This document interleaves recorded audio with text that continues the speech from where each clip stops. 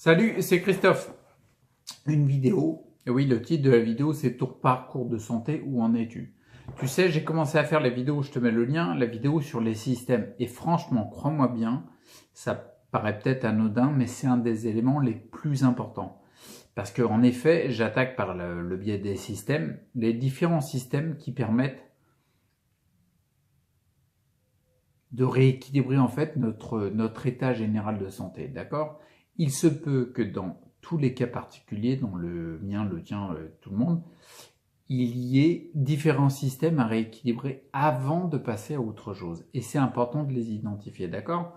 Donc là, je voudrais faire un petit peu le point là-dessus. Au début, tu vas peut-être pas voir où je vais en venir, mais tu vas comprendre tout de suite. Il y a une chose qui est en chaque être humain, c'est qu'il y a la peur de l'inconnu. Ça, on appelle ça la peur primaire, c'est la peur derrière les peurs. Enfin, je ne vais pas rentrer dans le détail, mais il y a la peur de l'inconnu. C'est-à-dire, ce qu'on connaît, ça nous rassure, et ce qu'on ne connaît pas, il n'y a pas cette rassurance-là, d'accord? Je ne vais pas rentrer dans les détails de on peut se focaliser et développer, par exemple, le fait que l'inconnu devienne notre zone de confort, mais le fait est que ce qu'on connaît nous rassure beaucoup plus que ce qu'on ne connaît pas, d'accord? Et en effet, ce qu'on connaît, ça nous rassure, on va appeler ça notre zone de confort, justement. Mais il y a un petit truc, c'est que ce que l'on connaît nous rassure, d'accord? Donc du coup, on a des habitudes qui sont rassurantes parce qu'elles sont calées sur ce qu'on connaît, sur ce qui est connu. Mais même si ces habitudes sont délétères pour nous, sont néfastes pour notre santé, on les continue inconsciemment parce qu'elles nous rassurent au fond, d'accord? Et c'est là qu'il y a un élément important à mettre en évidence, à mettre en lumière, parce que ça peut être un frein énorme pour notre chemin, notre chemin de santé. Donc par exemple, je vais te prendre en exemple le fait qu'en effet, on peut très bien avoir des habitudes délétères qui nous rassurent, qui nous mettent dans une zone de confort, même si au fond, elles sont néfastes pour nous. Par exemple, il y a un truc qui me vient à l'esprit, ça peut être très bien si le premier truc, en fait, c'est le fast-food qui me vient à l'esprit. La malbouffe.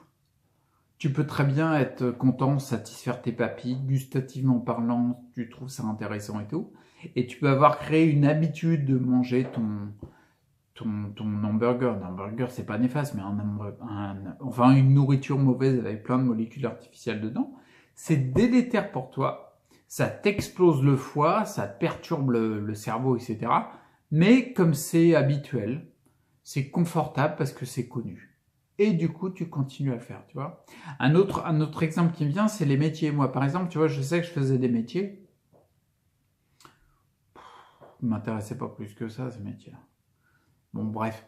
Ces métiers-là, ils n'étaient pas forcément motivants pour moi. Ils étaient plutôt délétères dans le fond. Mais par contre, comme c'était connu, il y a d'autres mécanismes qui étaient en jeu, tu vois, rassurer parce qu'il y avait le paraître, etc. Mais peu importe. Comme c'était connu, ça me rassurait. Donc du coup, j'avais des habitudes comme ça rassurantes, mais délétères pour moi au fond, mais qui, en fait, je croyais qu'elles n'étaient pas délétères parce que ça rassurait ma peur de l'inconnu. D'accord? Il y a par exemple aussi, quand on va carrément dans des cas extrêmes, là tu vas peut-être capter, le côté par exemple une addiction au jeu. C'est un mec ou une fille, en général c'est les mecs, mais un mec qui joue et qui parie de l'argent et qui perd de plus en plus, c'est des centaines d'euros par mois, des milliers. Ah, ça commence à causer, tu vois. Il a perdu sa maison, sa voiture, sa femme, ses gamins, tout ce que tu veux. Il a plus de thunes, il a plus rien. Mais il continue à jouer. Il fait des prêts, des emprunts, tout ce que tu veux. Il continue à jouer. Là, c'est clairement une habitude délétère, mais qui le rassure parce que c'est dans sa zone de confort. Il est bien dans ce truc-là. Il y a d'autres mécanismes liés à l'addiction aussi. Mais tu vois, c'est un élément qui aussi a son importance. Tu vois, comme quoi notre peur de l'inconnu qui est fondamentale chez tous les êtres humains, le cerveau, il peut très bien se rassurer par des habitudes délétères qui sont néfastes pour nous, mais qui pourtant nous mettent pas face à cette peur de l'inconnu. Du coup, on risque jamais rien. Tu vois ce que je veux dire? Et c'est important parce que en fait, tu te rends compte que le mode de vie, on peut avoir un mode de vie délétère à de la régénération, à aller vers plus de santé, et continuer ce mode de vie-là, parce que c'est nos habitudes, que c'est bien connu, ça nous rassure, donc on ne bouge pas. D'accord? Je vais te prendre un exemple. Moi, par exemple, il y avait l'exemple des fast-food qui est pas mal, parce que là, c'est clairement un mode de vie délétère. T'es néfaste à la régénération, mais même plus largement, t'es néfaste dans ton chemin de santé, ton chemin de vie, tu vois. Et tu continues. Moi, il y avait un truc, par exemple, si tu suis ma chaîne, mon histoire, tu sais très bien que les ondes électromagnétiques, elles ont une action vraiment très forte chez moi. Et j'étais arrivé à un moment où les ondes électromagnétiques, c'était un frein énorme, quoi, tu vois. J'étais arrivé à un moment, j'allais souvent dans mon terrain, là où j'habitais, j'allais souvent en haut du terrain, il y avait un gros chêne qui m'inspirait beaucoup et je me mettais souvent là pour lire ou me détendre, etc. Et il y a un moment, il y a une journée, je m'y suis mis comme d'habitude et je sentais qu'il y avait quelque chose qui allait pas bien, d'accord? Et je commençais à pas mal détecter les ondes et je me suis dit, il y a le voisin qui a dû allumer le Wi-Fi. Je me suis renseigné et en effet, le Wi-Fi, il l'avait activé la veille au soir. Tu vois, je l'avais détecté. Et ça, le Wi-Fi, cette onde haute fréquence, était directement néfaste pour moi. Ça me donnait du symptôme, mais c'était néfaste dans le fond de toute façon parce que ça ouvre la barrière hémato-encéphalique. Donc du coup, tous les métaux lourds qui tournent à fond quand tu es en train de faire des chélations et tout, ça rentre directement dans le cerveau, quoi. Donc du coup, c'était forcément néfaste. Mais moi, j'avais mon habitude d'aller là-haut à mon petit chêne. C'était vachement bien, tu vois. J'ai été obligé de, comment dire, j'ai ralenti, j'ai carrément stoppé d'aller au chêne, même si je passais pour un fou parce que dans le terrain, j'étais pas bien. J'ai stoppé cette habitude-là parce que je me suis rendu compte que cette habitude, même si elle était confortable d'aller à mon petit chêne dans mon terrain, eh ben, elle était délétère. Pour l'instant. Parce que pour l'instant, c'était cette étape-là qui était importante, c'est-à-dire me protéger des ondes électromagnétiques dans mon cas particulier. D'accord? C'est vrai que les ondes, je commence à la détecter à fond. Par exemple, une fois, on a changé la box, je te dis entre parenthèses, on a changé la box parce que l'ancienne était pétée. Bon, bref, le fournisseur, le FAI, nous a filé une nouvelle box. Une box dernière génération, nouveau modèle, tout ce que tu veux, machin. Ma partenaire de l'époque, enfin ce qui me servait de partenaire, le branche la box, tu vois, elle la met, et je lui dis, t'as pensé à retirer le Wi-Fi, tu sais, t'as une petite lumière, tu blanche, tu vois. Elle me dit, ouais, je vais vérifier, mais j'ai retiré le Wi-Fi, je crois. Elle remonte, ouais, parce que c'était à l'étage, elle vérifie, elle me dit, ouais, c'est bon, le Wi-Fi, il est coupé. Je lui dis, je suis sûr qu'il y a du Wi-Fi quand même. C'est pas pareil que quand elle n'était pas branchée. Qu'est-ce que je fais? Je prends ma tablette, puis je détecte les Wi-Fi qu'il y a dans le côté, j'en trouve un, celui de la box. En fait, il y avait un Wi-Fi qui, même quand on éteint le Wi-Fi, il y avait un deuxième réseau Wi-Fi pour le fournisseur, en fait, qui le laissait allumer pour pouvoir vérifier différents éléments à distance. Donc du coup, en fin de compte, il y avait un deuxième Wi-Fi qui était allumé, et je l'ai détecté alors qu'il n'y avait rien, pas de point lumineux qui disait qu'il y avait du Wi-Fi. Tout disait il n'y a pas de Wi-Fi, et moi je lui dis ben non, je le sens, tu vois. Donc il y a du Wi-Fi. Quelque part, ça m'a servi. Le point le plus important que je veux mettre en évidence là, c'est que moi, à un instant donné, dans mon cas particulier, il était important, et il est encore important que je m'en protège parce que je régénère à fond. Il était important de me focaliser sur mes habitudes qui, certes, si elles sont confortables, d'avoir mon petit mode de vie qui change pas, d'avoir ma petite Wi-Fi, d'avoir de pouvoir regarder ma télé directement, envoyer une vidéo du smartphone sur la télé sans fil et tout, c'est vachement pratique, c'est vachement confortable. Par contre, c'est délétère pour moi. Donc du coup, j'ai supprimé ça. Bien sûr que je suis passé pour un taré, parce que j'ai passé un hiver quand même à la bougie, parce que ça me faisait trop mal d'allumer les lumières, etc. J'étais vraiment très mal. Bien sûr, je suis passé comme un fou. Là aussi, là, je le vois, tu vois. L'année dernière, en 2017, je suis sorti 4 fois. Bah oui, non, mais 4 fois, si je suis pas sorti, c'est parce que ça me fait mal quand je suis dans les grandes villes. Par contre, je commence à avoir des améliorations. Mais, j'aurais très bien pu trouver confortable que socialement, on me regarde pas comme un taré, tu vois. Que socialement, je fais comme tout le monde et je vais dehors dans les grandes villes et tout, même si j'ai mal. Parce que j'aurais été bien vu par tout le monde. Ça aurait été confortable aussi d'avoir... Bah ouais, c'est ça, une vie sociale un peu plus comme tout le monde, tu vois. Mais par contre, c'est délétère. Si maintenant je progresse à la régénération, tu vois, je gagne plus d'énergie, etc., c'est parce qu'il y a une période, je me suis carrément coupé de toutes les ondes, et même si je perdais quelque chose en social, peu importe. Parce que le plus important, c'est moi. Le plus important, c'est toi. Il n'y a pas au-dessus. Là, on est au niveau, on est après Mercure, c'est hyper loin. C'est toi le plus important. D'accord? Chacun d'entre nous, nous sommes l'être le plus important au monde pour nous-mêmes. Voilà, tout est résumé là. Donc du coup, tu vois, c'est ça vraiment. Il faut faire attention parce que les habitudes et le quotidien peuvent être très délétères. Et du coup, tu peux très bien les continuer parce que inconsciemment, c'est confortable de faire ça. Tu as pris une habitude de faire toujours pareil, de pas te protéger des ondes ou de manger de la merde, je sais pas quoi. C'est délétère pour toi et en fait, c'est un blocage sur ton chemin de santé, sur ton parcours de santé. D'accord? C'est comment dire? C'est pas un blocage à la régénération, si, c'est un blocage à la régénération aussi, mais on utilise ce terme à fond. Mais toi, dans ton cas particulier, dans ton parcours, c'est un endroit où tu bloques. Tant que tu n'auras pas dégagé ce truc-là, et tant que tu n'auras pas passé ton bien-être et ta vie avant le quotidien et les habitudes qui sont en place mais qui sont délétères, il n'y a rien qui va changer. Tu peux très bien, par exemple, être quotidiennement exposé aux ondes, délétère parce que ça ouvre la barrière, la BHE, la barrière hémato-encéphalique, l'échange sans cerveau, ça ouvre ça. Donc du coup, ce qui veut dire que les toxines qu'il y a dans ton sang, elles montent au cerveau, d'accord? Elles passent plus facilement la barrière hémato-encéphalique parce qu'elle est ouverte avec les ondes électromagnétiques que tu prends tous les jours. Et puis par exemple, tu vas dire, oh bah tiens, je prends l'huile de CBD, je prends le Clamate, et ça marche pas chez moi. Bah bien sûr, tu prends du Clamate, tu remets en circulation les métaux lourds dans ton sang, et ça passe directement dans le cerveau parce que tu es bombardé des ondes et que ça ouvre ta BHE. Bah ouais. Donc, pour toi, dans ton cas particulier, peut-être que tu as besoin de t'en protéger pendant un certain temps. Pour laisser le temps à ta barrière hémato-encéphalique de se refermer et de plus être une putain de passoire. Parce que du coup, pour toi, c'est hyper délétère. Il se peut que ce soit ça. Il se peut que ce soit autre chose dans ton cas particulier. L'important de cette vidéo-là, moi, ce que je veux te montrer, c'est surtout que il est important, pour conclure, je vais arrêter là, l'important, c'est d'être attentif dans ton cas particulier à quels sont... Attends, je lis en même temps. Ouais, c'est ça. Quels sont les blocages dans Parent? Attentif à quelle est ton étape.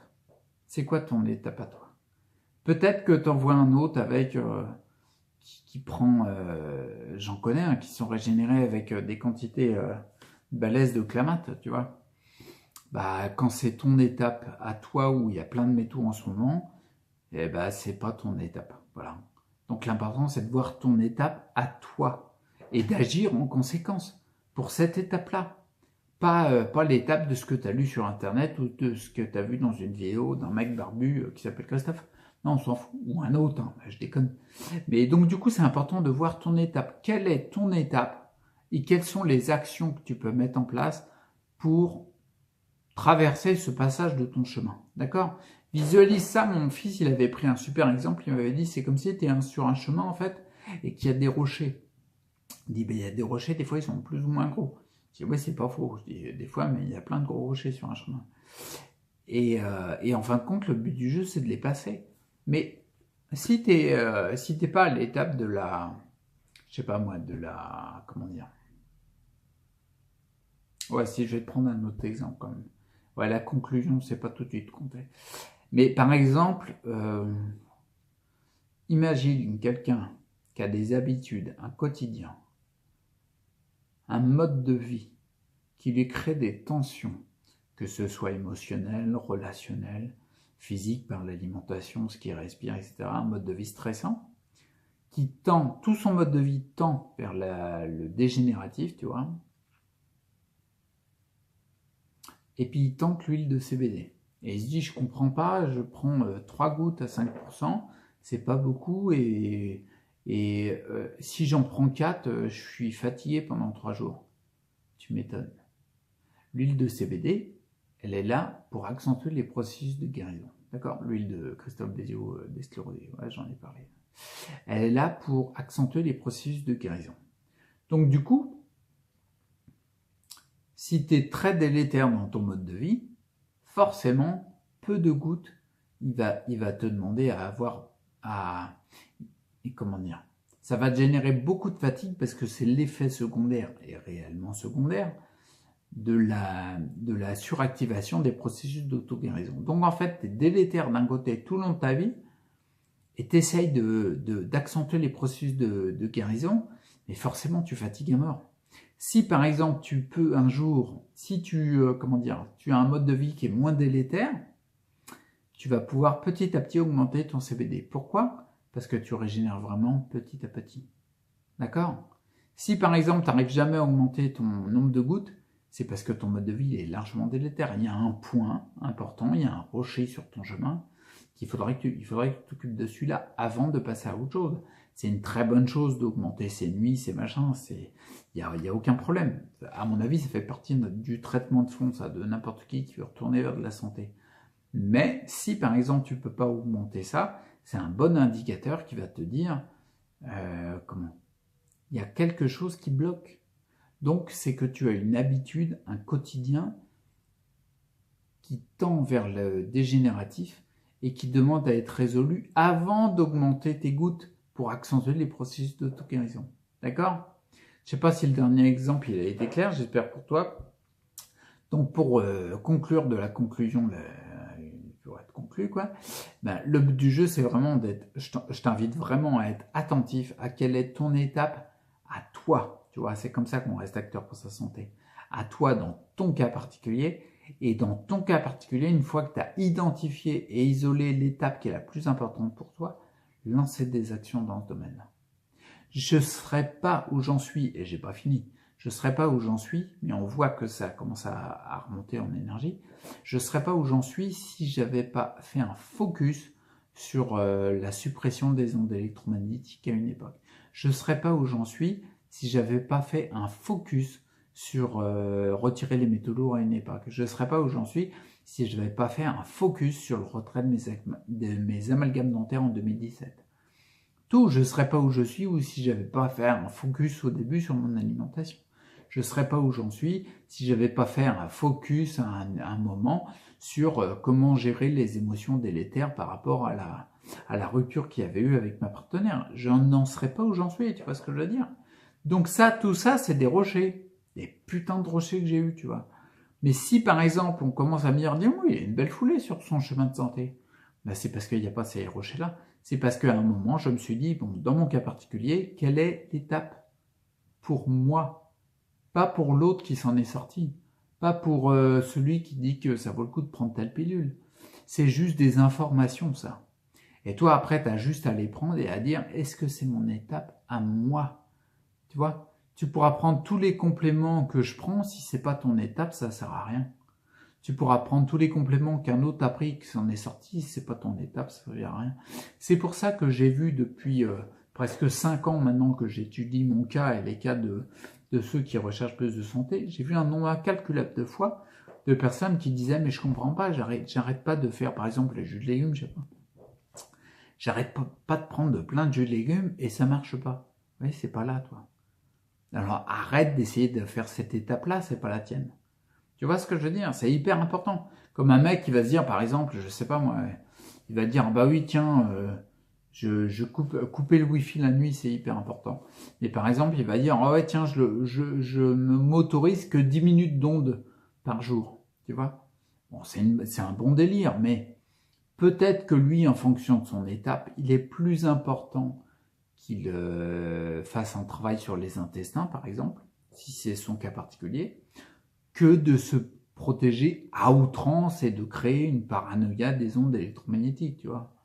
Peut-être. Donc, hyper important, allez, j'arrête parce que ça va faire 20 minutes. Donc, fais bien attention à voir quelle est ton étape à toi, dans ton cas particulier, identifie-la, et surtout mets des actions derrière pour y pallier, d'accord? C'est pour ça que j'aborde tous les systèmes pour essayer de... tout ce que j'ai connu, quoi, qui ont été des étapes chez moi, et j'espère qu'elles t'aideront, ok?